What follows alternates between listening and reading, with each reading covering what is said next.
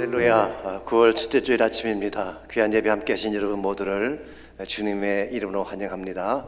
이 자리에 마음을 정돈하시고 다 함께 기도하심으로 2021년 9월 5일 주일 예배를 하나님 앞에 드리시겠습니다. 이곳에 오셔서 이곳에 앉으소서. 이곳에서 드리는 예배를 받으소서. 주님의 이름이 주님의 이름만이 오직 주의 이름만 이곳에 있습니다. 주님의 이름이 주님의 이름만이 오직 주의 이름만 이곳에 있습니다. 내가 여호와를 항상 송축하며 내 입술로 항상 주를 찬양하리이다. 내 영혼이 여호와를 자랑하리니 곤고한 자들이 이를 듣고 기뻐하리로다. 너희는 여호와의 선하심을 맛보아 알지어다. 그에게 피하는 자는 복이 있도다. 너희 성도들아 여호와를 경외하라. 그를 경외하는 자에게는 부족함이 없도다. 아멘. 살아계신 하나님 감사합니다. 거룩한 주일 허락하시고 주의 백성들을 주의 전에 모으셔서 전심을 다하여 찬양하며 예배하게 하시는 은혜를 감사합니다.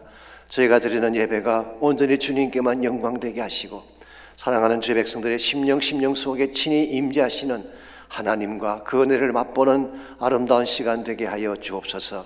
살아계신 예수님의 이름으로 기도하옵나이다. 아멘.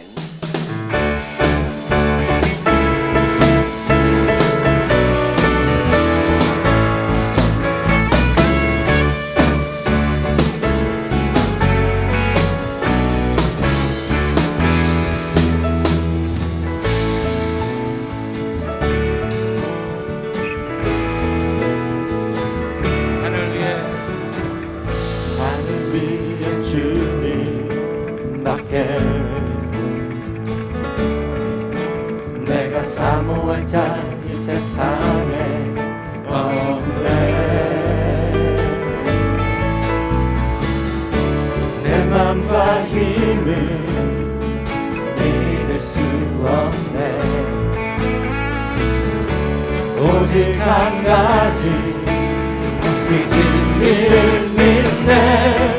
주는 나의 힘이요 주는 나의 힘이요 주는 나의 힘이요 영원히 주를 의지하는 주는 나의 힘이요 주는 나의 힘이요 주는 나의 힘이요 영원히 주를 의지하는 영원히.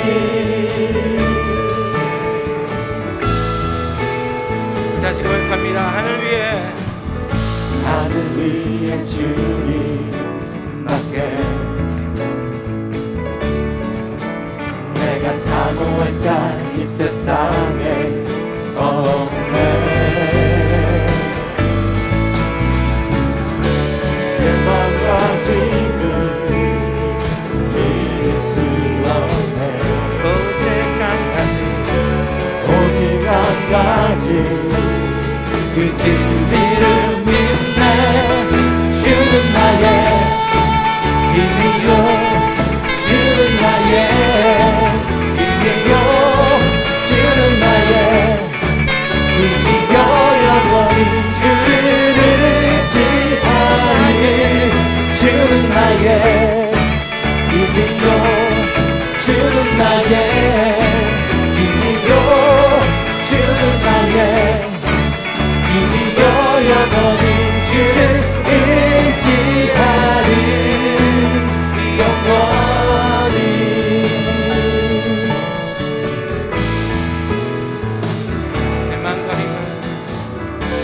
내 맘과 힘을 믿을 수 없네.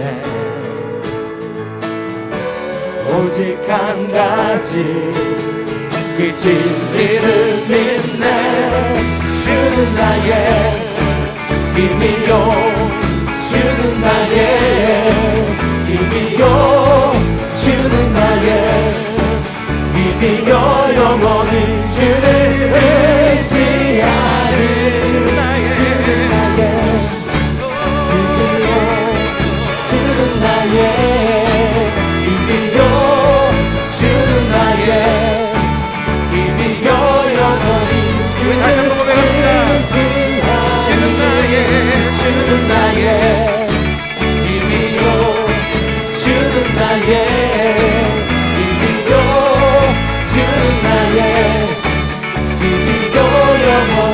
주를 의지하리 영원히.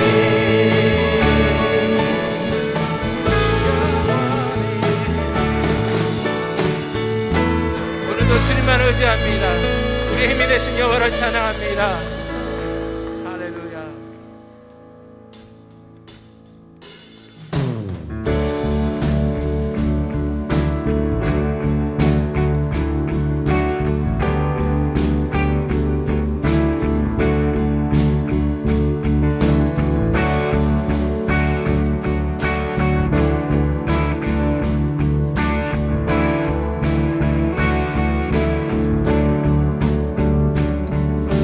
주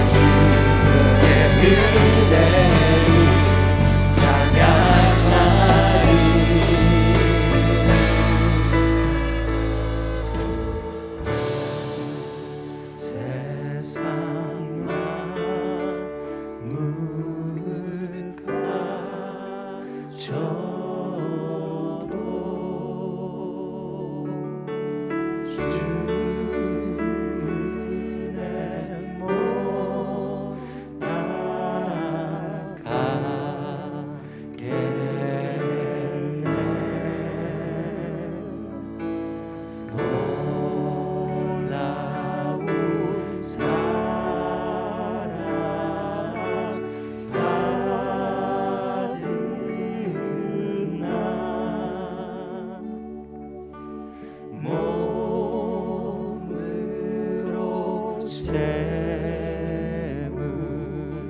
삼겠네.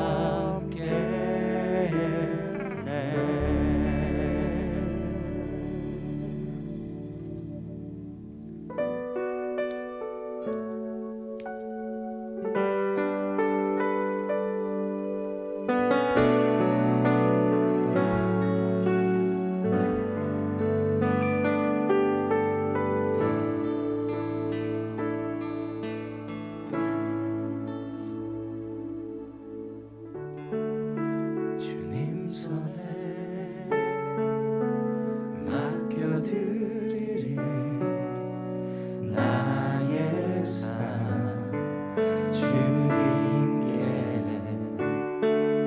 주님 손이 나의 삶 붙드네. 나 주의 것 영원히.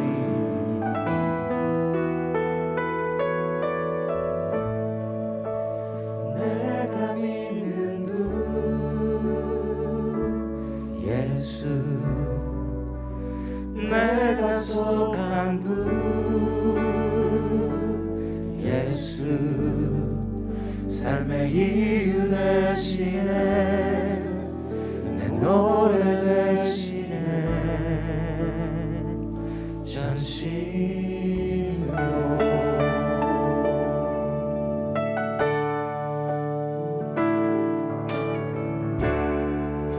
주와 함께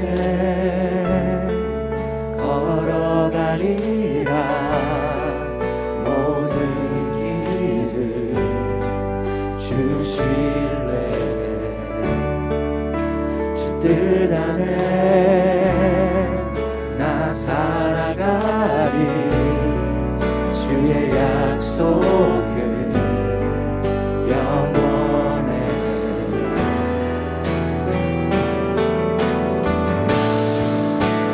내가 믿는 분 예수, 내가 속한 분 예수, 삶의 이유 되시네. 내 노래 되시네. 내가 믿는 분, 내가 믿는 분 예수, 내가 속한 분 예수, 삶의 이유 되시네. 내 노래 내가 믿는 분, 내가 믿는 분 예수, 내가 속한 분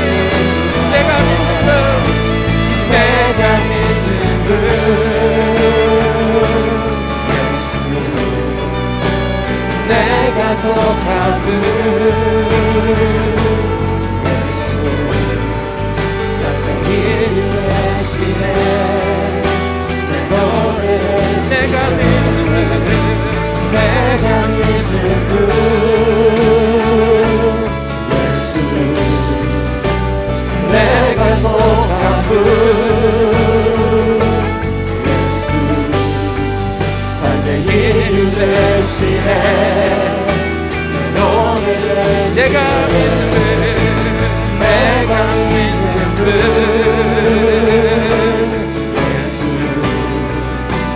내가 속아도 예수 삶의 이유 되시네 내 노래 되시네 절실로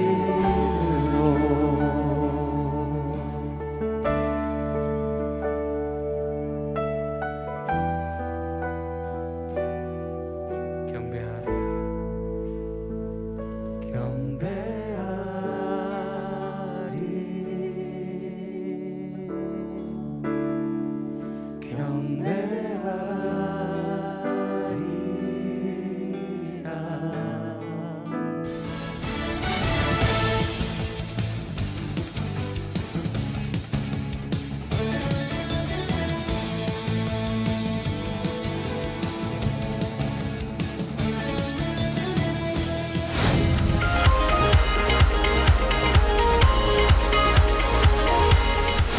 가을학기 제자훈련이 한 주 앞으로 다가왔습니다.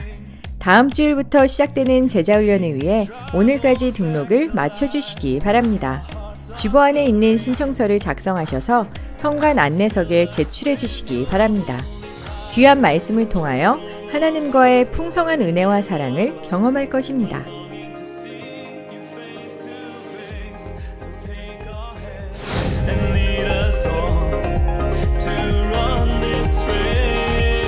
가을학기 어원화는 이번 금요일 저녁 7시에 오픈합니다.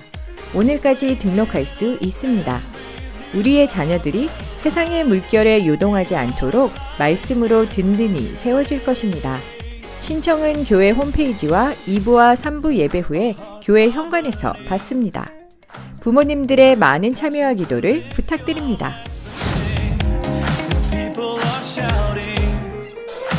BSBC 성도님들의 중보기도 신청을 받고 있습니다. 기도 제목에 대한 비밀은 염려하지 마시고 신청해 주시기 바랍니다. 특별히 공개해서 전 성도님들의 기도를 받기 원하시는 분들은 공개 여부에 표시해 주시기 바랍니다. 금요기도회나 새벽기도회에 함께 기도하겠습니다. 중보기도 신청함은 교회 현관 옆 메인 게시판 아래에 있습니다. 주님 안에서 행복한 한 주 보내시길 바랍니다.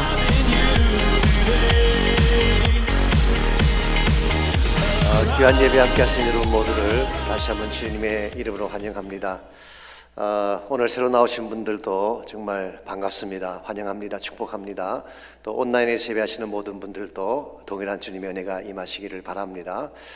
광고에서 보신 것처럼 다음 주일부터 가을학기 제자훈련이 시작됩니다. 가능하면 오늘까지 등록을 해주셔야지 우리가 반도 편성할 수가 있고 또 준비를 할 수가 있겠습니다. 그래서 가능하시면 오늘 중으로 꼭 등록해 주시기를 바랍니다. 아울러서 어원화가 이번 금요일 저녁부터 시작이 됩니다. 그래서 여러분 자녀들을 격려해 주시고 또 우리 부모 되신 분들이 함께 나오셔서 아이들과 함께 귀한 또 모임도 갖고 또 예배를 드리시기를 바랍니다. 아울러서 그 중보 기도가 혹시 필요하신 분들 계신다면 신청서에 적어서 내주시면 저희 사역자들과 또 우리 중보 기도 하시는 분들이 여러분을 위해 중보 기도를 하실 수가 있습니다. 그래서 여러분이 그 내용을 잘 적으셔서 내어주시면 우리 기도에 함께 동참하도록 하겠습니다. 주호에 보시면은 9월 10일 금요 기도회 직후 재직회가 있습니다. 우리가 새 회계를 시작하면서 또 새로운 직분자를 세우기도 하는 그런 소중한 모임이기 때문에 우리 금요 저녁 9시 꼭 오셔서 함께 해주시기를 바랍니다. 그 외 나머지 광고들 잘 참조하셔서 도와주시기를 바랍니다. 이 시간 드릴 헌물을 위해서 함께 기도하겠습니다. 좋으신 하나님 감사합니다. 한 주간의 삶의 터전 지켜주시고 우리 자녀들 또 우리 가정의 모든 현장들을 하나님이 보호해 주셔서 주님의 특별하신 은혜 가운데에 지나오게 하신 것 감사합니다. 이 시간 주님의 사랑에 감사해서 소중한 예물을 주님 앞에 올려드립니다. 11조 헌물과 감사의 제목들과 선교와 섬김을 위해 드려진 모든 헌물을 축복하시고 주의 목적하심과 영광을 위해 바르게 쓰임받도록 은혜 베풀어 주시옵소서. 이 땅을 사는 모든 성도님들 힘들고 어려운 때이지만 믿음으로 잘 감당할 수 있도록 하나님 인도해 주시고 삶의 모든 터전들이 주의 능력의 손으로 말미암아 번성케 되며 아름답게 되는 역사가 있도록 축복하여 주시옵소서. 예수님의 이름으로 기도하옵나이다. 아멘. 여호와는 나의 목자시니 내게 부족함이 없으리로다. 여호와는 나의 목자시니 내게 부족함이 없으리로다. 나로 하여금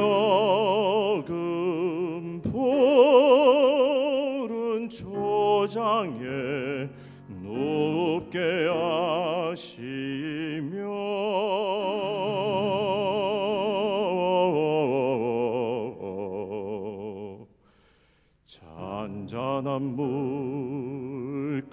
잔잔한 물가로 인도하시도다.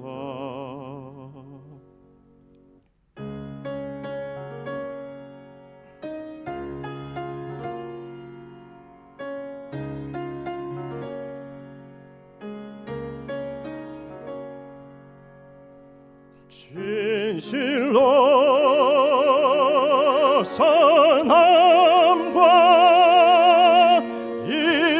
인자하심이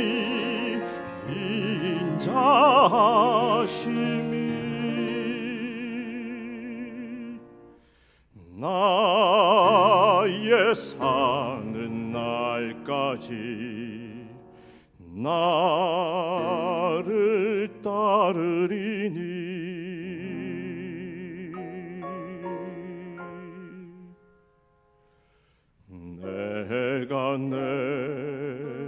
내가 여호와 전에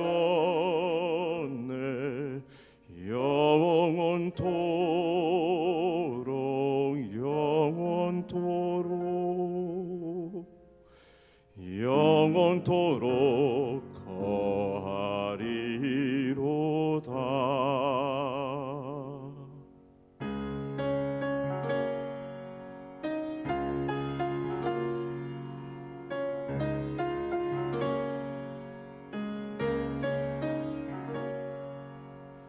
진실로 선함과 인자하심이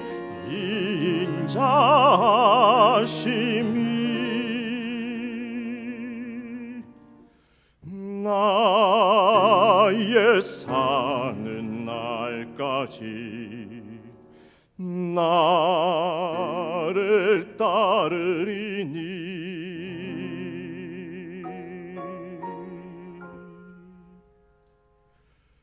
내가 여호와 전에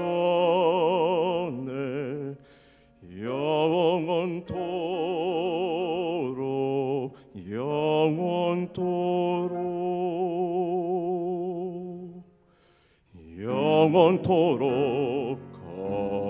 거하리로다.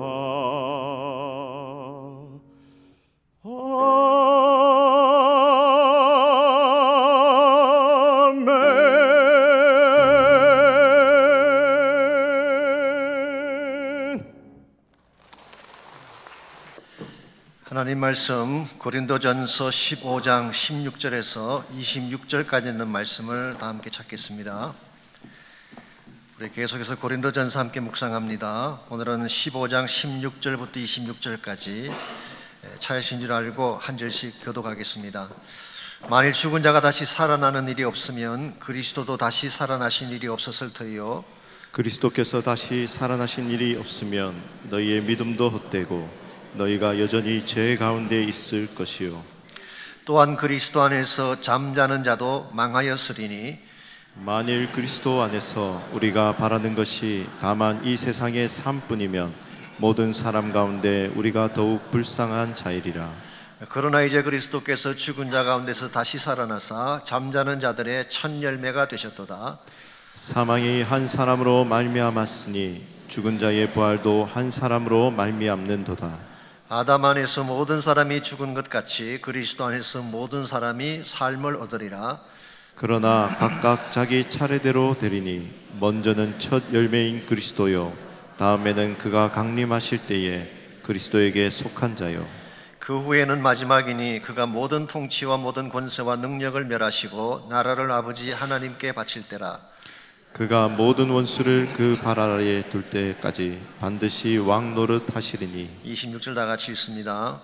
맨 나중에 멸망받을 원수는 사망이니라. 아멘. 인생을 살아가는 데는 두 가지 형태의 삶이 있습니다. 하나는 주어진 조건을 따라 사는 삶이고 또 하나는 그 조건을 뛰어넘는 삶입니다.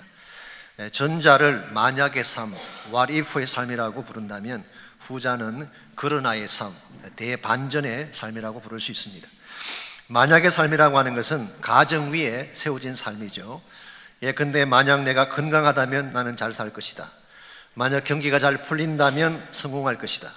만약 모든 사람이 나를 사랑한다면 나는 행복할 것이다. 이와 같은 것들이 가정 위에 세워진 what if의 삶입니다. 이러한 삶은 견실할 수가 없습니다. 왜냐하면 가정했던 조건이 무너지면 인생 전체가 다 붕괴되기 때문입니다. 반면에 그러나의 삶은 주어진 조건에 상관없습니다. 오히려 믿음으로 악조건을 뛰어넘는 것입니다. 최악의 케이스가 찾아온다고 할지라도 그게 굴복하지 아니하고 믿음으로 승리하며 일어서는 것이죠. 이러한 자의 삶 앞에는 어떠한 난관이나 불행도 그 앞을 가로막을 수가 없습니다. 내면에 새겨진 믿음이 그를 다시 일어서게 만들기 때문에 사실 이것이 성경이 제시하고 있는 참된 크리스찬의 삶의 모습이죠. 우리 그리스도는 조건을 따라 사는 자들이 아닙니다. 자신의 능력이나 가능성을 믿는 삶도 아닙니다. 우리 안에 살아계신 예수 그리스도를 믿고 부활의 권세 가운데 사는 것입니다. 마치 예수님께서 모든 불가능과 부정적인 가정을 다 뒤집고 부활하신 것처럼 여러분과 저도 부활의 능력과 생명을 갖고 나에게 주어진 조건이 아무리 악할지라도 but 그러나를 선포하며 달려갈 때 우리 삶 속에 새로운 기적이 일어나게 되고 하나님이 기뻐하실 영광된 삶의 열매가 맺혀지는 것입니다.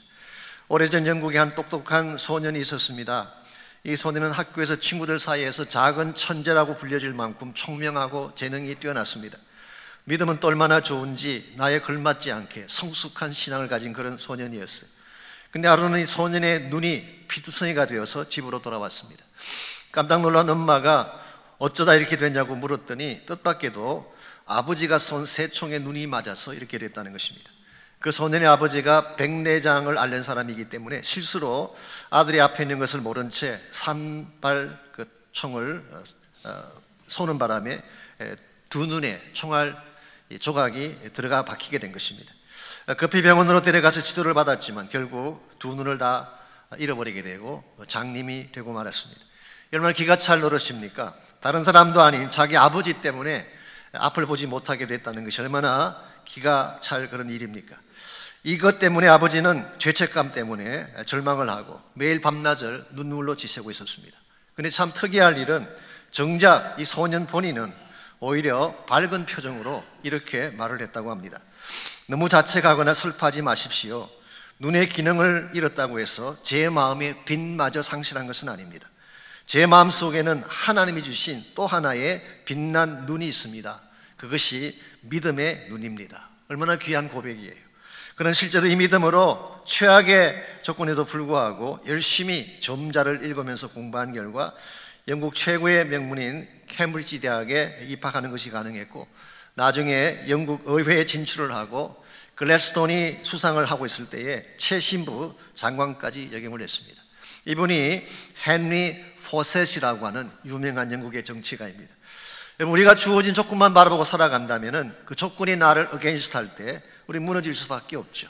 그러나 내 안에 계신 예수 그리스도를 신뢰하고 그분이 나에게 부어주시는 부활의 능력으로 살아가게 된다면 어떤 악한 조건이 나를 막아서도 우리는 but을 선포하고 그러나를 선포하고 믿음으로 이겨낼 수가 있는 것입니다.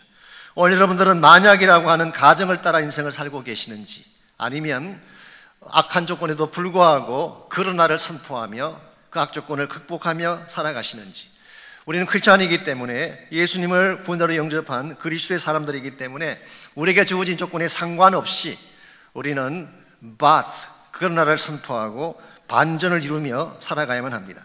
우리가 어떻게 하면 악조건에도 불구하고 승리의 반전을 이루어낼 수가 있을까요? 오늘 주신 본문을 가지고 이것을 함께 정리하면서 은혜를 나누려고 합니다. 오늘 같이 읽은 본문에 보시면 부활을 부인하는 자들을 향한 사도 바울의 항변이 기록되어 있습니다. 고린도 지역은 여러분이 아시는 바대로 대표적인 헬레니스틱 시리였죠. 헬라적인 그런 도시였습니다. 헬라인들의 사상에는 부활이란 개념이 없습니다. 왜냐하면 그들은 영과 육체를 구별하는 이원론 사상을 가지고 있었기 때문에 육체는 죽으면 끝나는 것이지 무슨 부활이냐고 생각하는 사람들이에요. 그래서 유대인 중에도 사두개파에 속한 사람들은 부활을 믿지 않았습니다. 유대에 두 종파가 있지 않습니까? 바리새파가 있고 사두개인들이 있는데, 사두개인들은 전형적인 헬레니스틱 파리였기 때문에 그들은 부활을 믿지 않았습니다. 그래서 아마도 고린도 교회 안에 유대인들 가운데는 이 사두개인의 영향으로 부활을 부인하는 자들이 있었던 것 같고, 헬라 사람들은 당연히 그들의 철학에 근거해서 부활을 믿지 않았습니다. 이와 같이 교회 안에 부활을 부인하는 사람들이 있는 것을 알고 12절 말씀 보시게 되면 바울은 다음과 같이 그들을 향해 선포하고 있습니다. 12절, 그리스도께서 죽은 자 가운데서 다시 살아나셨다 전파되었거늘 너희 중에서 어떤 사람들은 어찌하여 죽은 자 가운데서 부활이 없다고 하느냐. 너희들에게 전파된 복음은 예수 그리스도의 육체적 부활을 담은 것인데, 예수님께서 부활하셨는데 어찌해서 너희들은 죽은 자 가운데서 부활이 없다고 말을 하는 것이냐. 그러면서 14절에서 19절까지를 보시면은 만일 부활이 없다면 일어나게 될 끔찍한 최악의 현상 몇 가지를 소개하고 있습니다. 부활이 없다면 일어나게 될 7가지의 현상이 14절에서 19절에 기록되어 있습니다. 첫 번째가 14절 보시면 우리가 전파하는 것이 헛되다고 했어요. 사도들이 열심히 복음을 전파했는데 사도들이 열심히 전파했던 복음이 아무 가치가 없는 것입니다. 두 번째로 너희 믿음도 헛것이다. 여기서 헛것이라는 단어는 without foundation, 베이시스가 없다 그 뜻이에요. 예수님의 부활이 없다면 믿음의 근거가 사라지지 않겠습니까? 15절 말씀 세 번째로 사도들이 거짓 증인으로 고발당할 것이다. 사실이라는 것을 전파했기 때문이죠. 네 번째로 17절 보게 되면 다시 한번 나옵니다. 너희의 믿음도 헛되고, 14절과 반복되는 것처럼 보이지만 사실은 조금 뉘앙스가 다른 표현입니다. 영어 성경 보시면 worthless, 아무런 가치가 없다 그렇게 번역을 했고, 윌리엄 바클레이가 번역한 책에는 whole Christian faith is wrecked, 이 wrecked라는 것은 파손한다, 파멸한다 그런 뜻이에요. 정말 예수님의 부활이 없다면 우리 인생, 우리 믿음 자체가 파손한 배와 똑같이 아무 가치가 없게 된다는 뜻이에요. 다섯 번째로 너희가 여전히 죄 가운데 있을 것이다. 우리가 죄 씻음 받는 것은 예수님의 십자가로 말미암아 보혈로 죄 씻음 받는 거 아닙니까? 근데 왜 바울은 부활이 없으면 우리의 죄가 씻음 받지 못한다고 말하고 있을까요? 여러분이 주님의 십자가를 다시 한번 가만히 생각해 보면요, 예수님이 어떤 분이냐가 중요해요. 막연히 누가 나를 위해 죽었다고 해서 그 피가 다 나의 죄를 씻는 것이 아니라 누가 십자가에 돌아가시냐가 중요해요. 예수님은 그냥 인간이 아니라 하나님의 아들이셨어요. 하나님의 아들이 십자가에서 돌아가셨기 때문에 그 피가 우리 죄를 속죄할 수가 있는 것인데, 만약 예수님의 부활이 부인된다면 예수님의 신성이 거부되는 것입니다. 예수님의 디비니티, 예수님의 하나님 되심을 가장 극명하게 보여주는 증거가 부활인데, 그래서 초대교회 성도들은 부활을 증거하는 데 목숨을 건 것입니다. 부활이 부인되면 모든 것이 다 부인될 수 있기 때문에, 그래서 여전히 죄 가운데 있을 것이라고 말씀을 했어요.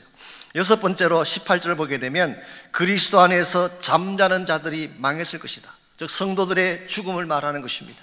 우리가 장례식장에 가게 되면 성도들의 죽음 앞에 소망을 선포하지 않습니까? 죽었지만 죽은 것이 아닙니다. 다시 살아납니다. 다시 만납니다. 그렇게 선포를 했는데 부활이 없다면 성도들은 죽음 그 자체로서 끝난 것입니다. 영별하게 되는 것입니다.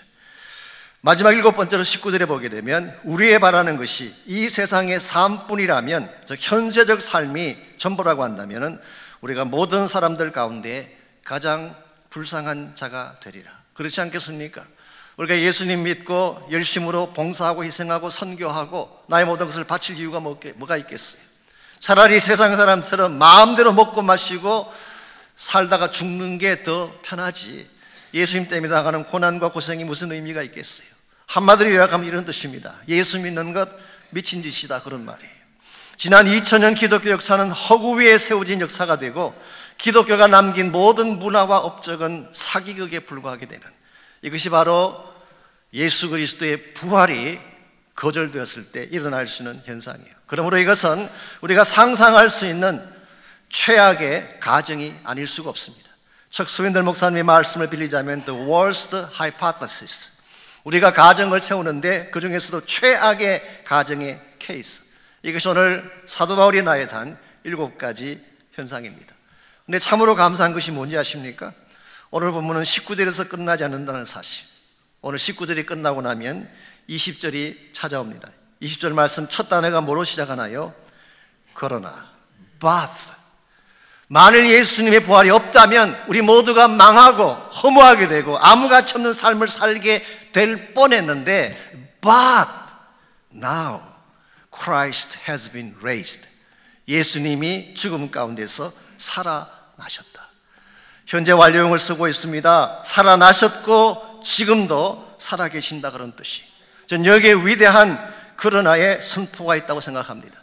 지금까지 모든 부정적 가정을 다 뒤집어버리고 대반전의 역사를 만드는 단어가 but, 그러나라고 하는 단어예요. 저는 이것이 예수님 부활의 본질이고 동시에 부활하신 예수를 믿는 크리스찬 삶의 본질이라고 생각합니다. 예수는 모든 부정적인 가정을 다 뒤엎고 절대로 죽은 자가 살아날 수 없다는 그 가정을 다 뒤집고 but he has been raised, 다시 살아나신 분이에요. 우리가 만약 그 예수를 믿는 크리스찬이라면 우리 크리스찬 삶의 본질도 주어진 조건이 아무리 악할지라도 but, 그러나를 선포할 수 있어야 된다는 뜻이. 여러분, 크리스찬 삶은 모든 부정적 사건과 불가능의 가정을 뒤집는 삶이기 때문에 모든 것이 불가능해 보여도 but 하나님이 함께 하시면 가능하게 돼요. 모든 자가 나를 대적해도 but 하나님이 나의 편이 되신다면 승리할 수 있는 것입니다. 모든 자가 나를 다 버리고 떠나가도 but 하나님이 나를 사랑하신다면 우린 다시 일어날 수가 있는 거예요. 이것이 오늘 성경이 말씀하고 있는 그러나의 신앙입니다. 오늘 여러분들은 나에게 주어진 조건을 따라 인생을 살아가고 계시는지, 아니면 악조건에도 불구하고 그러나를 선포하고 대반전을 이룩하며 살아가는 삶을 사시는지. 오늘 여러분과 저는 부활하신 예수를 믿는 사람들이기 때문에 우리 안에 살아계신 부활의 예수님을 붙잡기만 한다면 어떠한 상황에서도 바스의 메시지를 전할 수가 있게 됩니다. 저는 여러분 한 분 한 분이 부활의 믿음으로 대반전의 승리를 이루시길 축원합니다. 그래야 크리스찬다워지는 거예요. 그래야 많은 사람들이 예수님 앞으로 돌아오게 하는 것입니다. 우리가 어떻게 하면 최악의 가정에도 불구하고 그러나의 대반전을 이룩하며 살아갈 수가 있을까요? 오늘 주신 본문에 보시게 되면 우리가 실제로 부활의 능력을 누릴 수 있는 몇 가지 비결이 오늘 본문에 소개가 되어 있습니다. 첫 번째 비결이 이것입니다. 첫 열매를 확신할 때, 우리가 부활의 능력을 누리려면 첫 열매에 대한 확신이 필요합니다. 20절 말씀을 다시 보시면 사도 바울은 예수님의 부활을 어떤 사건으로 묘사하고 있나요? 잠자는 자들의 첫 열매가 된 사건으로. 이 첫 열매라는 것이 무슨 의미일까요? 오늘 본문에 보면은 최소한 2가지 차원의 의미로 기록된 것을 볼 수가 있습니다. 첫 번째 의미는 동일한 열매를 맺는다, 그런 뜻이에요. 어떤 나무가 있는데 그 나무에 제일 먼저 열리는 열매가 무엇이냐에 따라서 나무가 어떤 나무인지가 결정되는 것입니다. 예를 들어서 나무에 제일 첫 번째 열린 그 열매가 사과라면 그 나무는 무슨 나무일까요? 사과나무죠. 그 다음부터 열리는 모든 나무는 다 사과가 열리는 것입니다. 만일 첫 열매가 감이었다면 그 다음에 무슨 열매가 열릴까요? 다 감이 열리는 것이죠. 이 마찬가지 원리로 예수님이 부활의 첫 열매가 되셨다, 그 말의 뜻은 우리 모두도, 예수님 안에 붙어있는 우리 모두도 언젠가는 예수님과 똑같이 부활한다, 똑같이 부활한 영광의 몸을 입는다, 그런 뜻이에요. 우리는 굉장한 축복의 약속이 아닐 수가 없습니다. 두 번째 의미는 구속사적인 차원에서의 의미가 있습니다. 여러분이 구약 성경을 보게 되면 초실절이라고 하는 절기가 나옵니다. Feast of First Fruit, 이 초실절, 제일 첫 번째 곡식을 하나님께 드리는 절기가 있어요. 레위기 23장 10절과 11절에 보시게 되면 곡물의 첫 이삭 한 단을 제사장에게 가져가라 그랬어요. 그러면 제사장은 이것을 여호와 앞에 흔들어 드립니다. 흔들어서 드리는 제물이기 때문에 waving offering, 그래서 요제라고 이렇게 부르는데 이것이 초실절이에요. 근데 초실절을 드리는 날짜가 언제인가요? 레위기 23장 10절은 안식일 이튿날이라고 했어요. 즉 안식일이 있고 난 그 다음 날, 안식 후 첫날을 말하는 것입니다. 그것도 특별히 무교절 기간 중에 안식일이 있는 그 다음 날, 이것이 초실절이에요.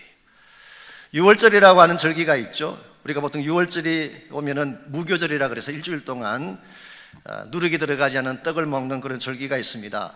니산월 14일부터 21일까지 한 주간 동안 누룩을 넣지 않은 떡을 먹는 기간이기 때문에 unleavened bread, 이 무교병을 먹기 때문에 무교절이라고 부르기도 하죠.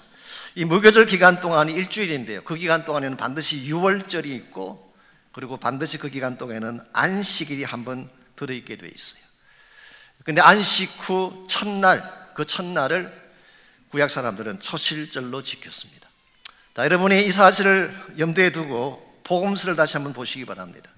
예수님께서 언제 십자가 달리셨나요?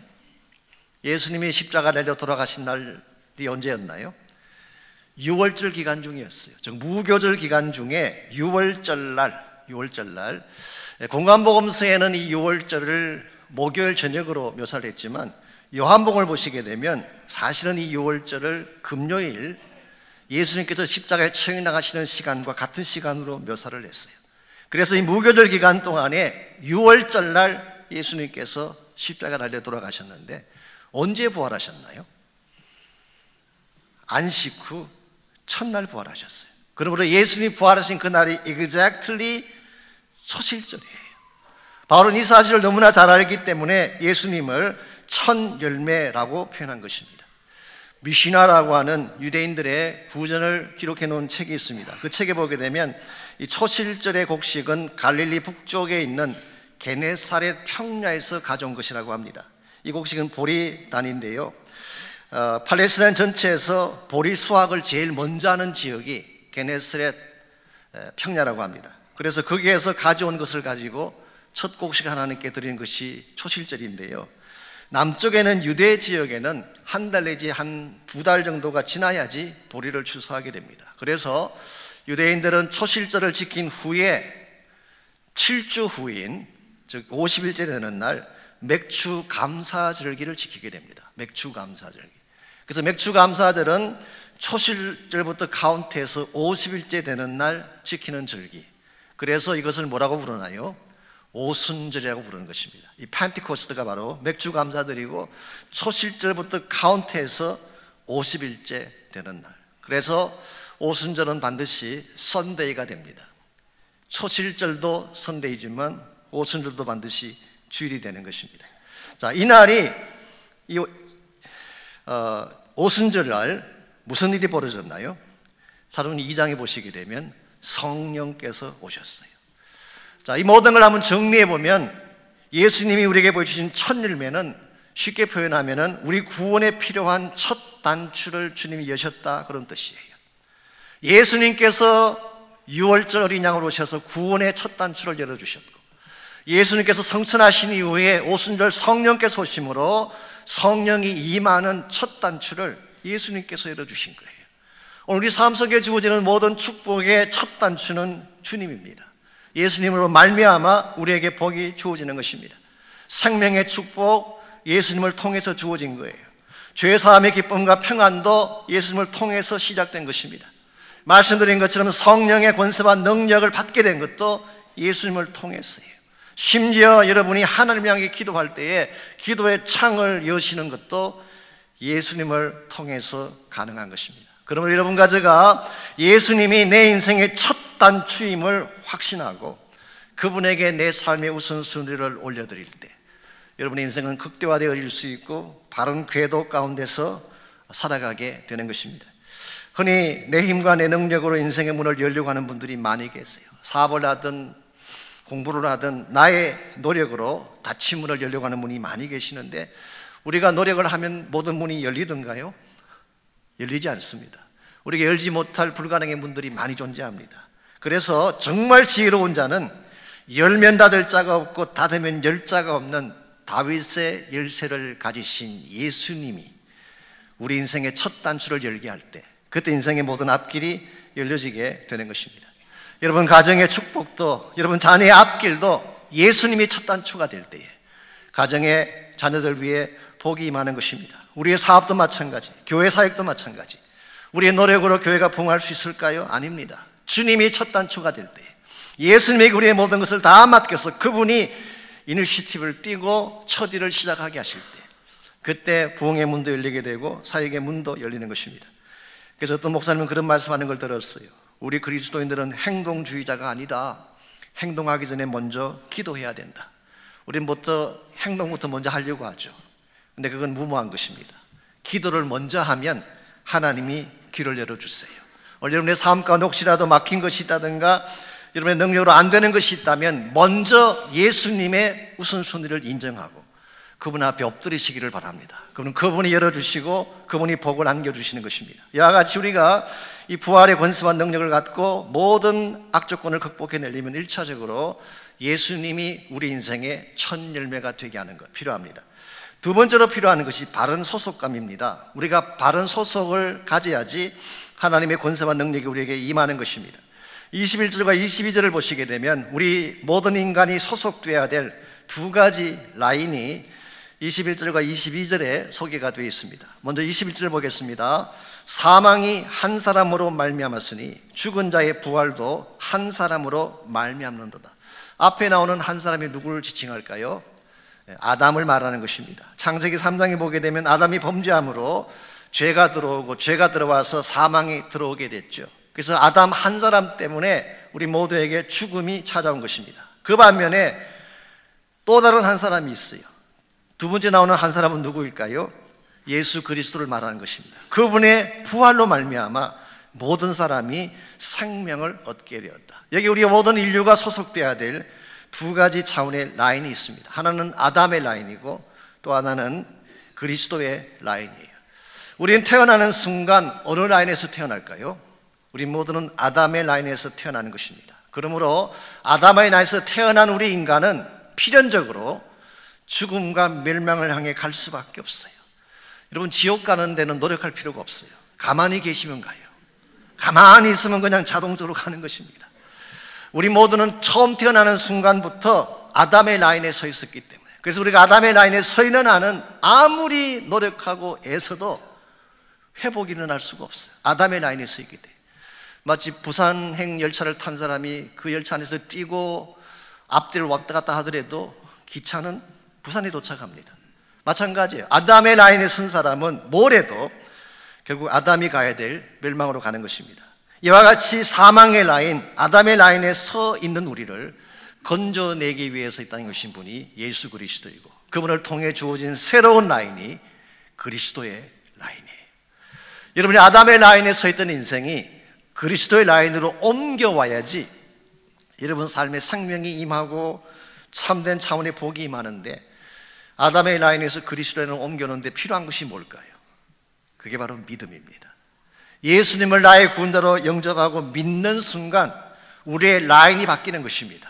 아담에게 속했던 여러분과 제가 그리스도에게 속한 인생으로 변하게 되고 그 순간부터 나의 삶은 부활하신 능력자이신 그리스도 안에 속한 자가 되는 것입니다. 그때부터 참된 차원의 능력이 우리에게 임하기 시작합니다.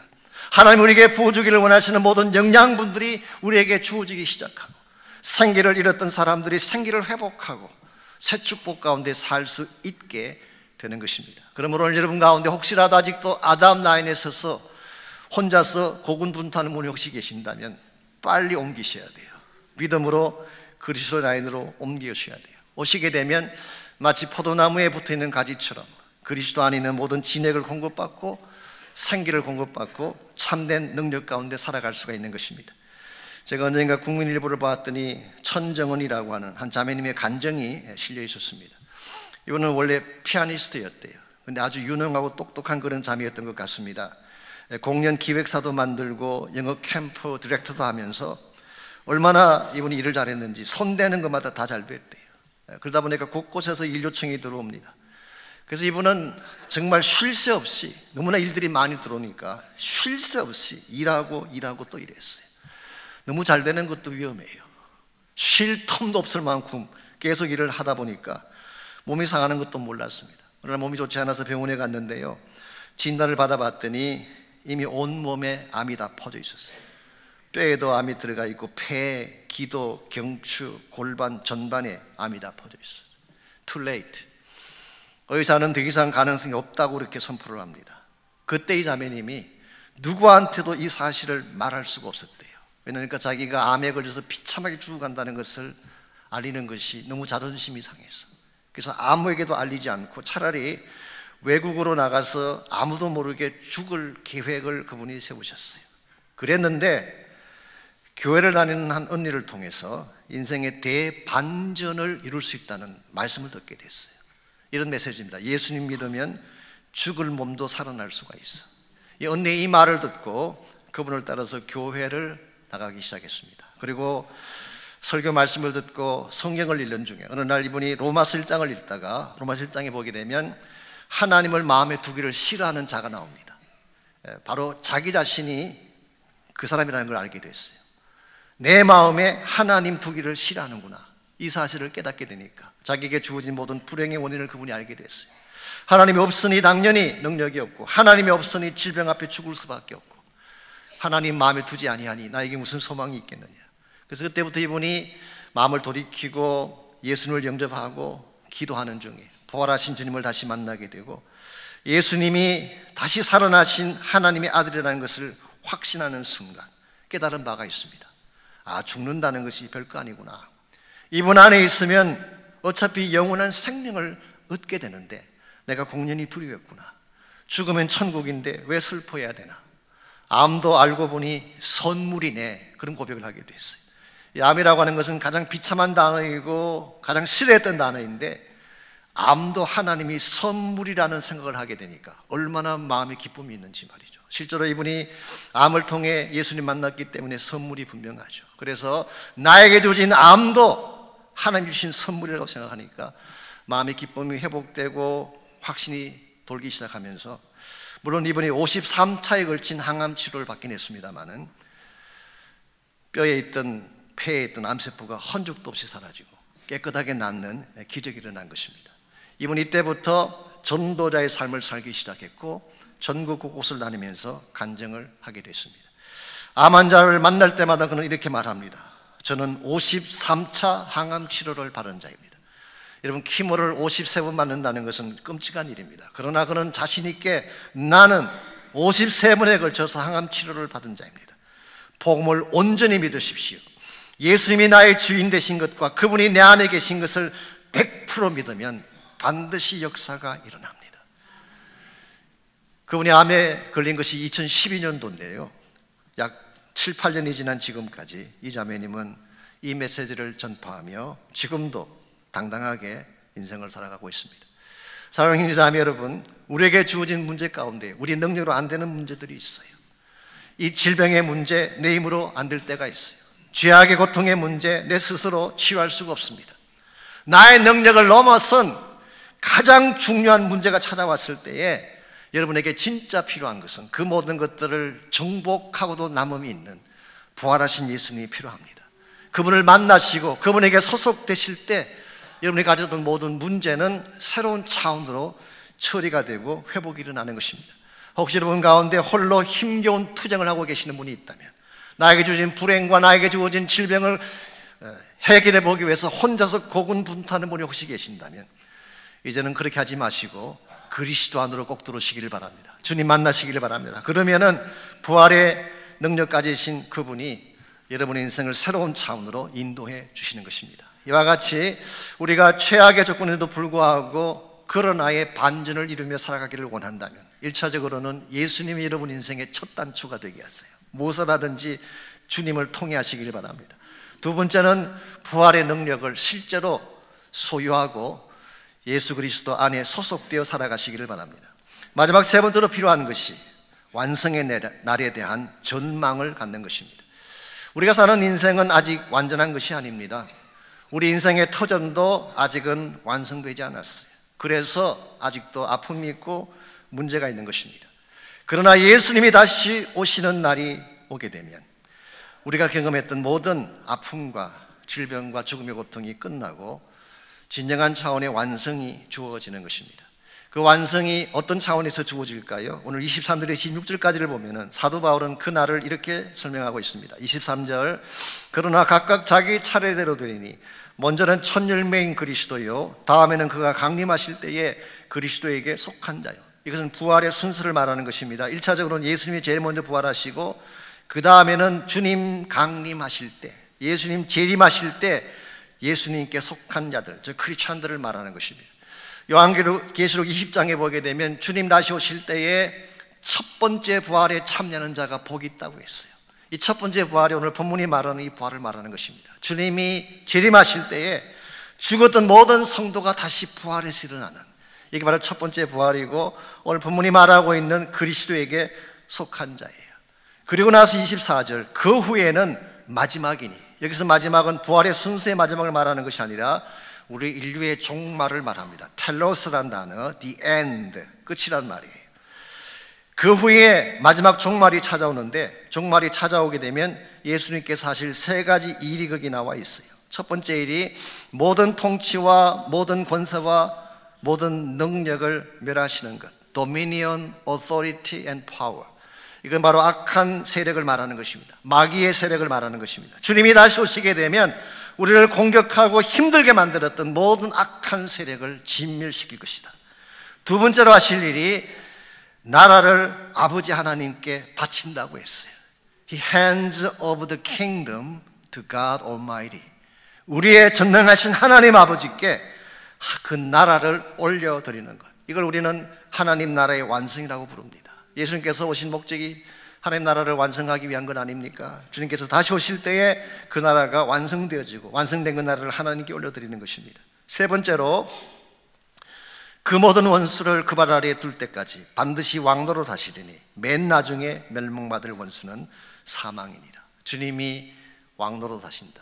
He is reigning. 주님이 왕노로 다시고 맨 마지막에 멸망받을 원수는 사망이에요. 요한계시록 말씀에 하면 사망 자체를 유황불모 속에 던져버리므로 더 이상 죽음이 없는 생명만 존재하는 영원한 천국이 우리의 소유가 되는 것입니다. 저는 여기에 소망이 있다고 생각합니다. 우리가 발을 붙이고 사는 이 땅에는 소망이 없어요. 내 현실적 삶의 현주소에는 소망이 없습니다. 그러나 주님이 다시 오셔서 주님께서 이루실 그 나라에, 그리고 그때 회복되어질 우리의 영광, 이것이 진정한 차원의 우리의 소망인 것입니다. 여러분과 제가 이 사실을 바로 안다면, 장차 완성의 날이 어떠한 날이며 그날 무슨 일이 일어날지를 분명하게 안다면 이 세상 끝에 연연하며 살아가지 않을 수 있게 돼요.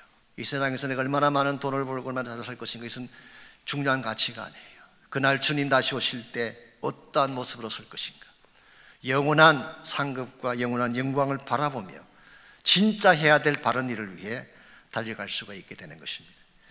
요즘 인터넷에 들어가 보시게 되면 중국 의사 한 분에 대한 스토리가 계속 나오고 있죠. 리원양이라고 하는 리웬리양, 우리 한국말은 리원양이라고 이렇게 번역을 했더라고요. 이분이 우한에 있는 병원의 의사였습니다. 그리고 제일 먼저 이 코로나 바이러스가 시작했을 때 제일 먼저 이 사실을 발견하고 사스처럼 아주 심각한 전염병이라고 이 워닝을 했는데 중국 당국이 이 사람을 처벌을 했어요. 악한 루머를 유포한다고 해서 처벌을 하고 하지 못하게 했습니다. 결국 이 사실을 알리지 못한 가운데서 리원양이 본인이 폐병에 걸리게 되죠. 그리고 치료를 받게 됩니다. 그러다가 지난 2월 7일 결국 그 병 때문에 34살의 젊은 나이로 세상을 떠나고 말았습니다. 제가 뉴욕타임즈에서 그분과 인터뷰한 내용을 읽어보았는데요, 그분이 그 병 가운데 고통을 당하면서도 이런 고백한 게 나와 있었어요. 만일 내가 회복되기만 한다면 다시 이 폐렴에 걸리는 환자들을 위해 내 삶을 드리겠다는 고백을 그분이 하셨어요. 자신의 죽음이나 자신의 고통에는 연연하지 아니하고 어떻게 하면 생명을 살릴 것인가에 모든 것을 쏟아부었다. 참 아름다운 분이시죠. 오늘 아침에 제가 이 기사를 다시 찾아봤더니 이분을 향한 추모의 글이 인터넷상에 조회수가 6억 7천만을 넘었어요. 전 세계에는 얼마나 많은 사람들이 이분을 추모하며 이분의 죽음을 안타까워하는지 6억 7천만 명이 조회수를 기록을 했습니다. 우리가 누군가를 위해 산다는 것 귀한 것입니다. 나의 생명을 누군가를 살리기 위해 드린다는 것은 참으로 값지고 가치가 있는 것입니다. 제가 일부 예배 설교 왔더니 이분이 크리스찬이 아닌지를 몰라서 조금 끝날 부분에 애매하게 말씀을 드렸는데, 예배가 끝나고 우리 장성화 자매님이 나오다가 이분이 크리스찬이래요. 예수 믿는 분이래요. 제가 속으로 그러면 그렇지, 정말 예수님 만난 분이기 때문에 그런 삶을 산 것입니다. 우리가 만약 세상 기준으로 생각해 본다면 참 안타까운 현실이죠. 4살짜리 아들과 태중에 있는 아기 부인을 두고 34살의 세상을 떠났어요. 한편으로는 분한 마음도 들 수가 있는 것입니다. 그러나 만약 우리의 삶이 이 땅이 전부라면 안타까워해야 되고 분해해야 되겠지만 이 땅의 삶이 전부가 아닙니다. 주님 다시 오실 날 하나님이 준비하신 더 아름다운 나라가 있어요.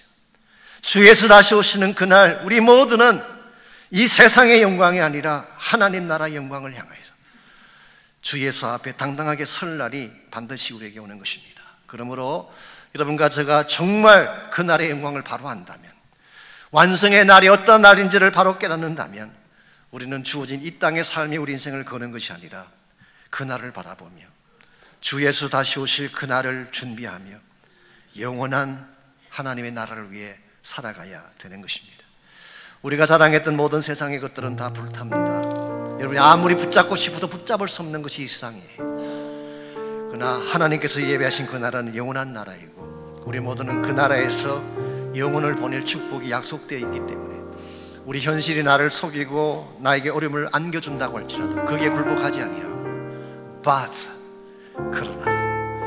그러나 이 선포를 통해서 새로운 가능성을 만들어내고 새로운 축복을 만들어내는 이런 삶을 우리가 살아가야지 하나님 앞에 영광이 될 수가 있습니다.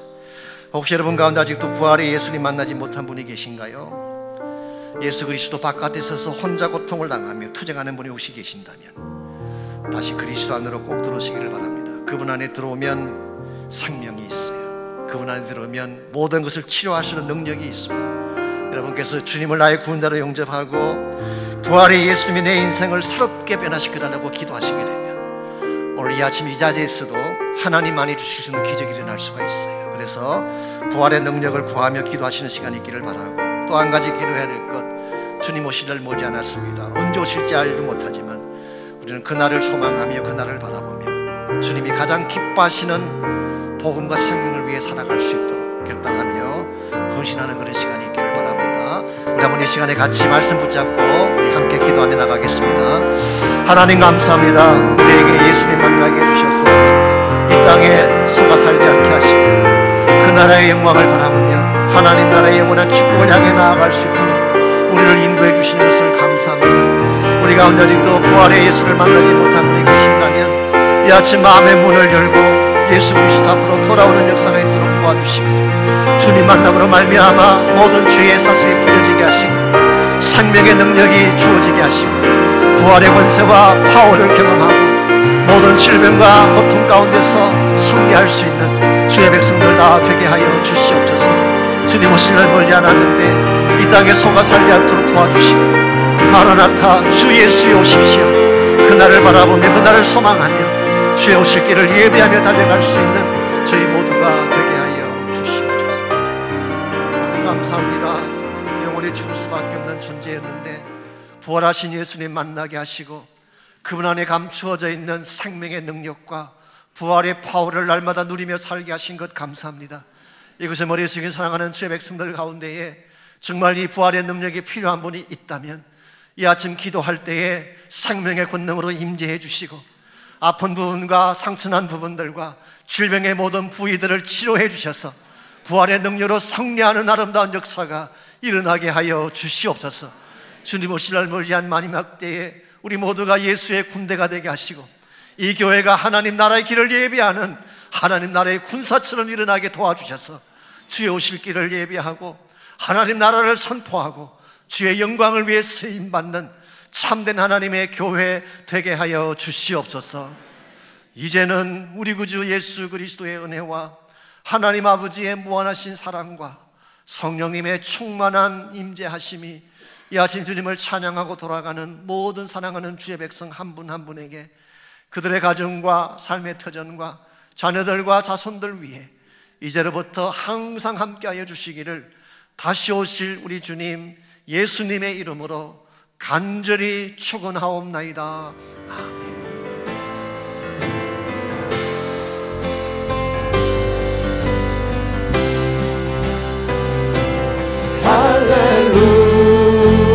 할렐루야, 날 자유케 하신 주